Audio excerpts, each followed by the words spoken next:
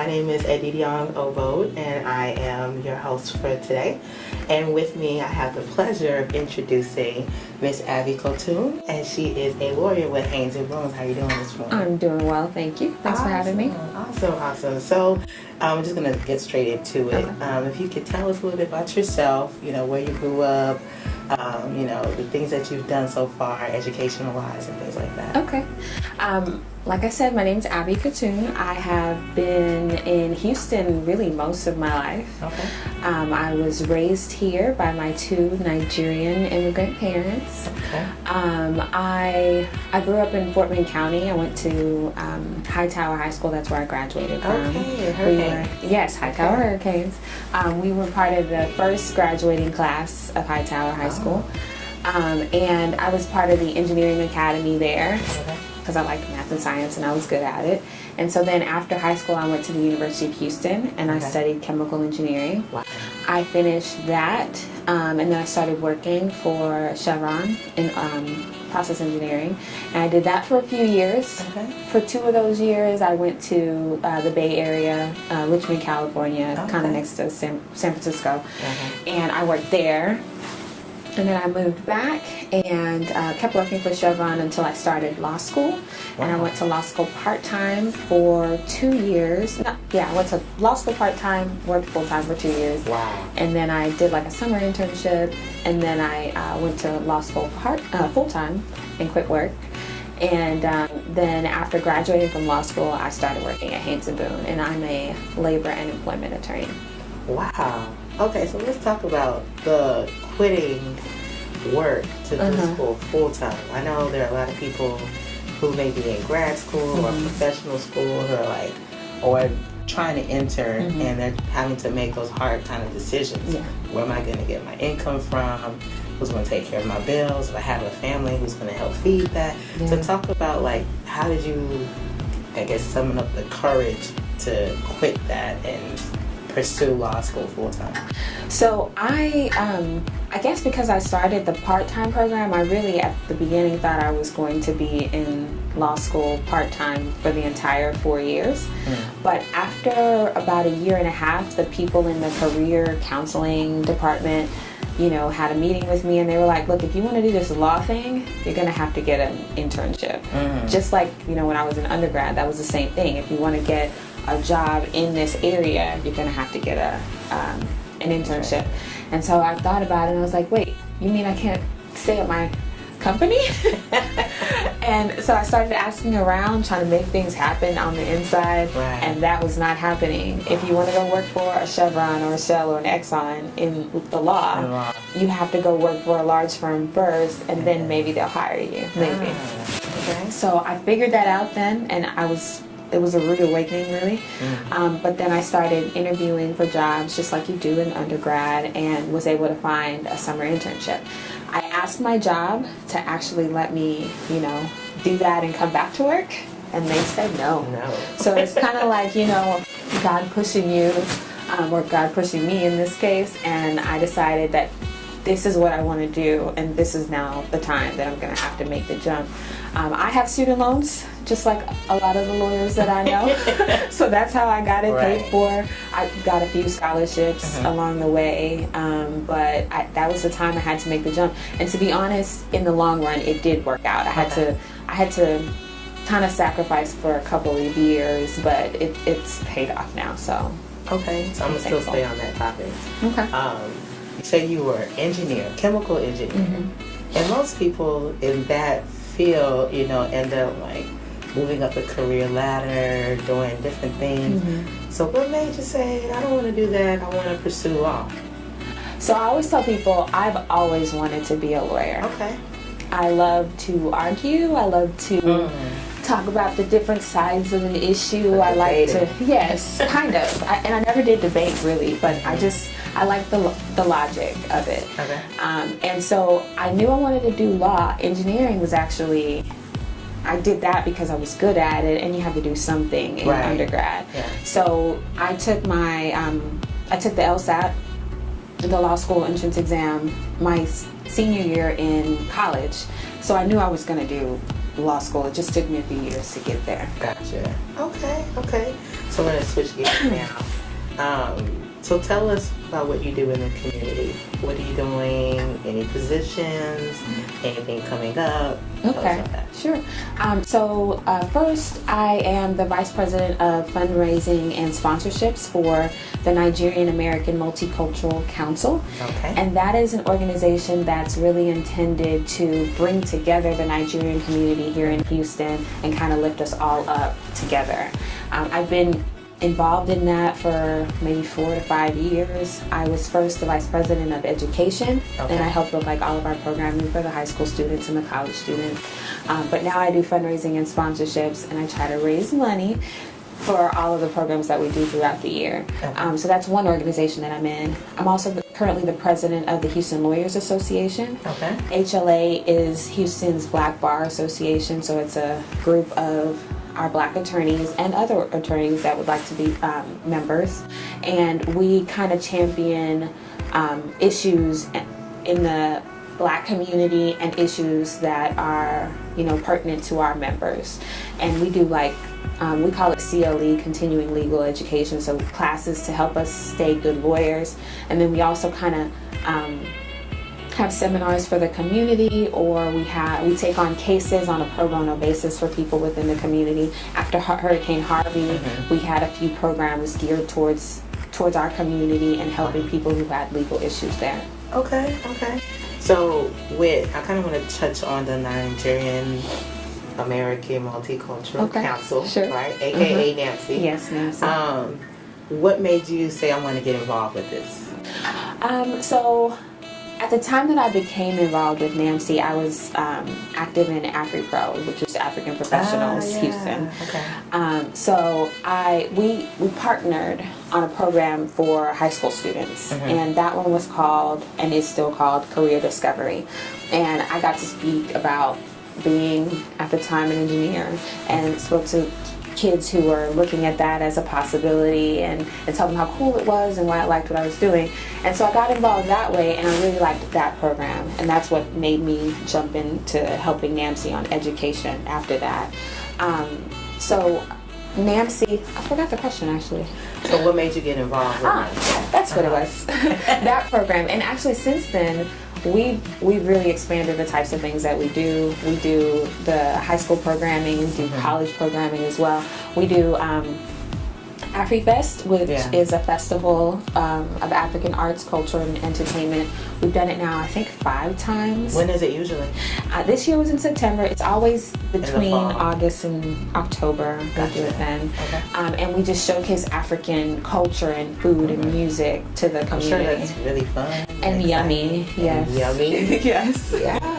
Okay. So, and then we have our annual gala as well. This year we were able to bring Yvonne Orji. And she's awesome. She was awesome in person. Wow. She's also hot, but you know, but she was really nice. As hot as she is, she's really nice. So our gala is how we fundraise for the entire year. And we also have fun. We get dressed up. So that's kind of one of our. So when is the gala? It's going to be April 28th, 2018. It's a Saturday. It'll be at Red Oak Ballroom. Ooh, so you guys make sure you get your tickets. They're going to be on sale, or they're already on sale now? They're on sale. We're going to have a special at the end of this year so people can get their, you know, early bird tickets, and there'll only be a few of them. So. Okay, cool. So I kind of want to know, like, who is a person in your life or people in your life that inspire you? Well, my mother is my #1 inspiration. I actually, well, my mom came here to go to school, Nigerian immigrant, and you know, education is important to us. And she had me first, so I actually got to go to school with her at TSU. Wow. I would have my books, and I'd be reading, and I was quiet and all that. So that kind of like set the stage for me. I'm a nerd, and I've always kind of been that way. But my mom has always, you know, worked hard to provide for her family. She went to school for business administration. She had jobs in that. She had to change her career once back in the day. She just finished nursing school. Oh, wow. She went back, so she's changing. Mom. Yes, congratulations, Mom. She went back to school to do nursing, and she just always gets it done. She's she's always been kind of obviously my role model, and that's my main person who inspires me. Wow, that is truly inspiring. It's inspiring me. Listen, she did business and then doubled back and went back to nursing, and still raising all of you guys and keeping in touch with you guys. Yep. And wow, that is truly inspiring. Okay, so tell me, what do you do at Haynes and Boone now? Like, talk more a little bit about your job and what that entails. So I'm an employment lawyer. Okay. And employment law, I represent, or my firm represents, companies and businesses when they're sued by their employees. And a lot of people think when they hear employment law that I represent employees. Unfortunately, no, I don't. But employees sue their employees for a lot of different reasons. Right. We all know, especially right now, sexual harassment is in the news a lot. Yeah. They sue for discrimination, race discrimination, sex discrimination. They could also sue for, not being paid enough, not being paid minimum wage, or for overtime. So all of those types of cases, we defend the employer when that happens. And I've been there for a few years. It's a litigation practice primarily. Okay. So that means we go to court. We take depositions. I'm sure people have seen the Justin Bieber deposition. Right. We'll take the deposition, meaning we'll ask the questions, or we'll defend it, say don't harass my client, that kind of stuff. Right. But we also advise people. So if people have a new company or a new business and they have questions about what am I supposed to do, what's legal, how do I do this right, we can answer those questions for them too. Okay. Wow. Okay. So you represent the company, yes, per se. So. Or the small business, So listen, if you have a small business and an employee might be trying to sue you, they want to call Abby's firm, Haynes and Boone. Right. Okay. Or just call me, Or just call her, right? I'll get you there. Okay. So I want us to. We've kind of been talking about heavy stuff. Let's get light and hearted. Okay. What are some things you like to do for fun? I love to sing. Ooh. Yeah, I love karaoke. Singing. Yeah. Okay. What else? I love to travel. Okay. So I've been to a few places. I still want to go to South America, and I wanted to go to Cuba, but here we are. So I like to travel. Okay. I've taken up spinning. So mostly for fitness, but it's fun too sometimes. Okay. So those are some things. Cool. So I'm gonna put you on the spot here. Okay. Do you mind singing us? Oh, yes, I mind. Carol? I mind. Absolutely. I would, but nah. Jingle bells. Jingle bells, jingle all the way. Hey. Oh, what fun it is to... Okay, that's enough. I just wanted to hear your voice a little bit. Nah, but yeah, so, I mean, I just love what you're doing. I think that, for me, when I was formally introduced to you, I was like, wow, she's so inspiring. And I hope that, a lot more people get to know who she is. You're very well known in the community from my standpoint. I'm always like, hey, yeah, Abby. Yeah, I know Abby. I know. Yeah, she does this, she's this, she's that. So it's really good to have you here talking about what you do.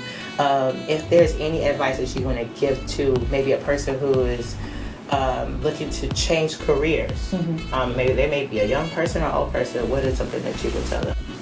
That's a good question. I usually, when I'm asked this, I wonder, what are they looking to do? And I think you have to make sure that there is a market for what you're trying to do. But in the end, it's really about what you're passionate about. I think we would have happier people, happier Nigerians included, if people did what they really like to do. Right. Because I think if it's something that you like to do, it'll make space for you. Right. Because if you like to do it and you do it well and you hone your craft, then people will search you out, even if there's 50 other people that do that thing. So I think really knowing yourself and kind of making sure that your passion aligns with what you're trying to do professionally is a good piece of advice. But also, make good decisions and pick a future career that pays well, if that's what you're into. Right. Okay. And so for those who may be in college or, like you say, you talked about education, high school, and they're looking to figure out what that looks like. Maybe they want to do something in the STEM field. I'm a STEM person, so I'm always going to be rooting for that. For those who don't know what STEM is, it's science, technology, engineering, and math. And they also added arts to it now, so now it's called STEAM instead of just STEM. So, but for that student who may be in high school, middle school, whatever, and they're looking to kind of figure out what their knack is, what would you say to them? What kind of advice would you give to them? Sure, depending on their grade level, the best first step might be a summer program. So if they're like in middle school, there's lots of summer programs that they could find and participate in, and they always make it fun. Even if you end up thinking, oh, I don't want to do engineering, it won't be a wasted summer. So that's one thing, find summer programs to get real exposure to that area. And even come to one of the NAMC events. Is it, what's it called again? Career Discovery is the next one. It'll be in March sometime. In March, so y'all look out for that. What's the website? NAMC Houston, NAMCHouston.org. Okay, and they'll have more information about that, so you can definitely tune into that. And I kind of want to round up a little bit. So you are the Vice President of Fundraising for NAMC, President for the Houston Lawyers Association. When your term is up, what's next? What can we look forward to? You know, I'm not 100% sure myself, but I have been trying recently to figure out, you know, who in my network is running for office or some, you know, an elected position that I could join their campaign and help in a meaningful way. I've been doing like voter registration, and I want to do that more because after this last election, I think it's very important that everyone who's eligible to vote, you know, signs up to vote and then actually does vote. But I think I want to take it a step further and get involved in the campaign of somebody that I believe in. And so I'm kind of looking around to see who that is and get involved. Okay, so you guys heard that. If you're looking to probably run for an office, you may want to consider having Miss Abby Kotun on your team. She's ready to help. So yeah, but I just want to say thank you again for doing this interview with us, and I truly appreciate it. You've been very inspiring, and I, you know, look forward to everything that you plan on doing in the future. Thank you, ma'am. Thank you so much. Stay tuned. We're gonna go on a quick break, and we'll be right back.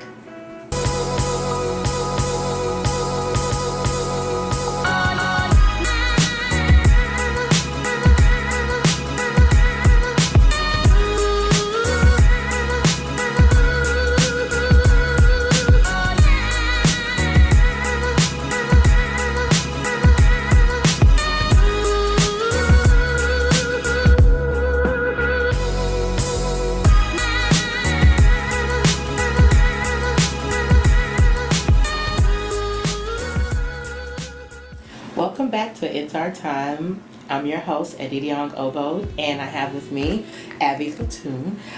So I kind of want to touch on ways that we can give back in the community, whether that's the Nigerian community, the Houston community, maybe even overseas. Like, what are some ways that we can get back into our community? Sure. Well, with NAMC, since I am part of NAMC, we're always looking for board members to join either our executive board, our leadership team, or our board of trustees. We have the likes of Mr. Shola Onilola, who's formerly with Schlumberger, and Mr. Wana Nkeme, who is with Chevron. But we also on the leadership team, we have myself, Mrs. Koyejo, formerly of ExxonMobil. We have some other ExxonMobil folks. So it's a great group of people to join, and we think we do great work in the community. So you can join. Thank you. So you can join one of those bodies. We're also always looking for volunteers. So if someone doesn't want to sign up for a position necessarily, they can just volunteer on a committee. I'll be heading up the planning committee for our annual gala, and we're looking for people to help with all kinds of things: entertainment, awards, our silent auction, just planning, anything someone has to offer, would be helpful. Besides that, we at the Career Discovery event that we talked about, we're always looking for professionals to be there and tell the kids, the students, about what they do.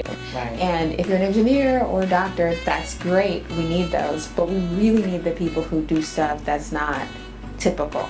Like if you're a photographer and you're doing good at that, we need you, or a designer. We kind of try to tell the students that you don't have to do nursing. You don't have to do engineering. The traditional career. Right. Right. So we could use help there. We're looking for a web designer, all that. So besides that, I also think it's good to just volunteer generally, the food bank, or I think for Thanksgiving and Christmas they always have those meals that they have. Yeah. So those are always rewarding events. And then I did something the other day this year where I read to kids at an elementary school. Oh, that's fun. And they were so cute. And they were so happy to see someone there and to see someone that kind of looks like them. Right. So that's always helpful. And you get to tell them what you do, and it's just another way to get to kids who don't know that you can be a lawyer and be black and be female. So. Wow. Yeah, okay, yeah. I kind of like a little testimony here. So I did get a chance to be a part of the career discovery, and I talked about my profession to the students, and I kind of felt like rewarded in a sense, right? Because nobody really is in my industry. My industry is toxicology, right? So it's kind of like, yeah, I'm the only toxicologist here. I'm gonna, talk about my career, and I got a lot of questions from the students. A lot of them were like, "Are you part of, CSI stuff?" And I'm like, that's just to show you guys. But maybe. But yeah, so just kind of talking to like giving back and being a part of the community. Like, I definitely understand that. I thank you for the advice that you gave. Yeah, definitely. All right. Thank you again for watching It's Our Time. I'm your host, Edidiong Obot, and I will see you again.